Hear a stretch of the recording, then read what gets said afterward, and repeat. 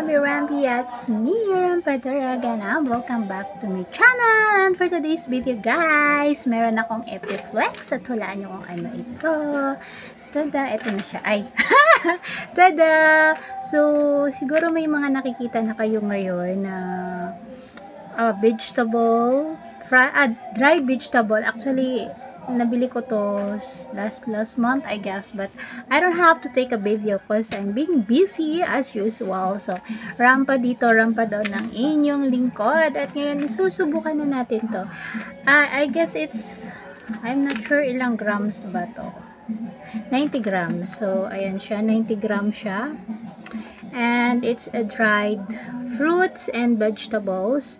So nakita ko siya online, and I guess it's about 200 something or less than 200 pesos.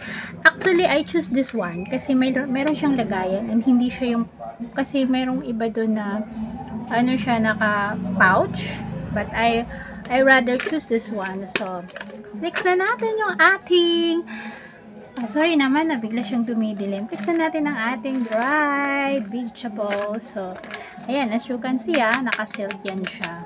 Actually, naka-bubble wrap to. So, tinanggal ko na para, alam nyo na. So, yun, tikman na natin. Sa mga, siguro sa hindi mahilig kumain ng fruits, or ng vegetable, pwede nyo itry ito. Kasi, I'm not sure pero feeling ko masarap. Kasi dami ko nakikita kumakain. So, sabi nila masarap. So, naintriga ako, kaya titikman natin. Bukas na siya! Open na ang close! Na-open na ang close. Oh my gosh. Bango! Shucks. So, anong una nating titikman? Ang una nating titikman ay ito. Okra. Harap! Crunchy! Sarap!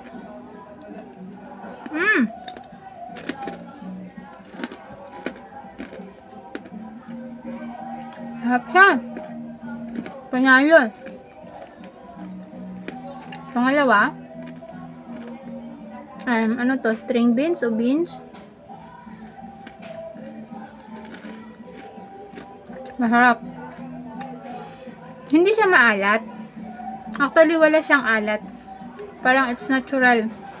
Natural taste siya, pero crunchy. Ano to? Parang pina-air dry siya na vegetable. Alam niyo yung dried mango? Diba fruits yun na pina-dry? Parang ito, ganun din. Pina-dry din siya. Tapos, ito, kabalasa. Kabalasa. Sarap din. Alam niyo, sa totoo lang guys, kung ganito kasarap lagi ko nakain ko, isang upuan ko lang to. Promise. Hindi siya nakakasawa. Parang dukot ka lang ng dukot, tapos nguya na nguya. Sarap. Ito yung brand niya, hindi ko mabasa IGEA. Kayo nang bahalang mag-ano. And some kind of Japanese product. I know. Chinese product. I'm not sure kung saan siya gawa. Pero ayan. Tapos,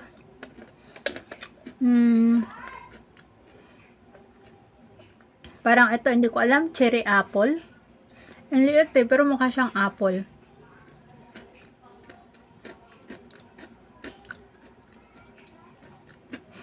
Uubos ko na to. Ang harap niya. Ayoko na nang tikman to. May nakita ako. Ito. Mushroom. Mushroom. Tikman natin kung masarap yung mushroom. Ay! Sarap din! Ang sarap na yung lasa niya. Alam niyo yung ano?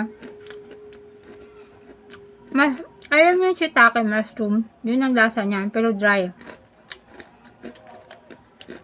Tapos, ano pa meron tikman dito? Ano ba to? Hindi ko alam, talong ba to o apple. Kasi ayan o.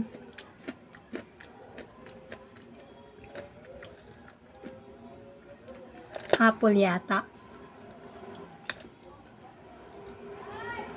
Parang apple.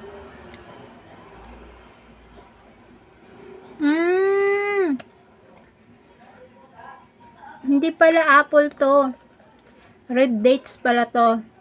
Yung nakain ko ngayon apple, ito red dates. So, tikman natin kung ano lasa ng red dates kasi hindi pa ako nakakatikim. Hindi ko alam anong lasa nito. So, titikman natin. Nakakain ako ng okra, masarap siya. Panalo. Yung ang tawag dito, yung kabalasan niya masarap. Tapos yung kinain ko ngayon is apple. Okay naman, medyo malambot lang siya, ano siya. Hindi siya crunchy. Tapos yung mushroom nila masarap din. Yung ano nila, sitaw.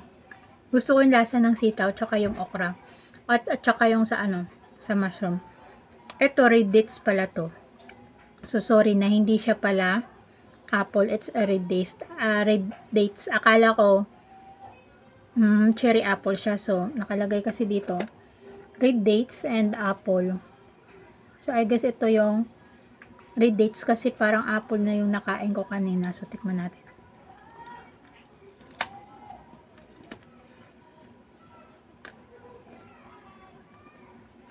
Masarap din. Hindi ko mawari yung lasa. Pero kung kumakain ng papaya at saka peach. Yung pinaghalo na peach at papaya.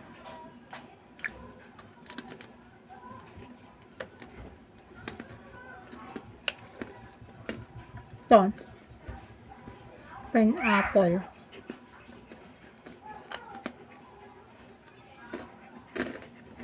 Harap. Mahamis na miss. Hi! Gusto mo? Hindi. Lapit ka. Shout out kay Pubaw. Namoy lang. Hi! Sama? Sama? Oh, kain din daw siya. Ayun, so yun lang guys. Ang sarap. Promise hindi kayo magsisisi na binili nyo to. Or hindi kayo magsisisi kung nabilhin to. Kasi maganda siya sa mga sa mga hindi mahilig sa gulay. Patry nyo, lalo na sa mga chikiting natin. Minsan mga maaarte sa gulay. So, siguro patry natin sa kanila, no? And, ang sarap niya. Kasi meron na siyang fruits, vegetables, so halo na siya. Pwede rin kayo bumili ng puro okra lang, puro beans lang. Meron din naman sila. Kalimutan ko na kasi kung anong site. Kasi parang October ko pa to siya in order kasi sabi ko na-intriga nga ako. Pero sa Lazada ko siya binili. As usual, Lazada girl. So, masarap naman siya. Hindi lang masarap, masarap talaga. And it's healthy. So, kung sa mga bata na pihikan, like they don't like fresh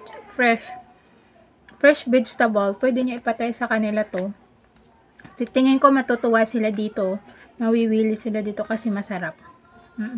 Kasi ako, kung hindi ko pihikan yung sarili ko, isang upuan kaya akong kainin to lahat. Promise. Kasi I love vegetables naman talaga. And masarap siya. At saka also, pwede siyang reusable. Yung container niya, reusable din. So, maganda siya.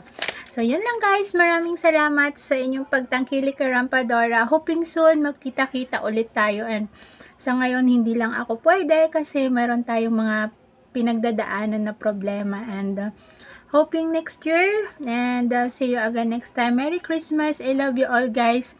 Especially sa aking mga YouTube community, kay Ate Dayan, Madam Marife, and sa lahat ng Mapatay team, Ramses, si Madam Kay, si Shelo, si Super D, Madam MLB, sino pa ba?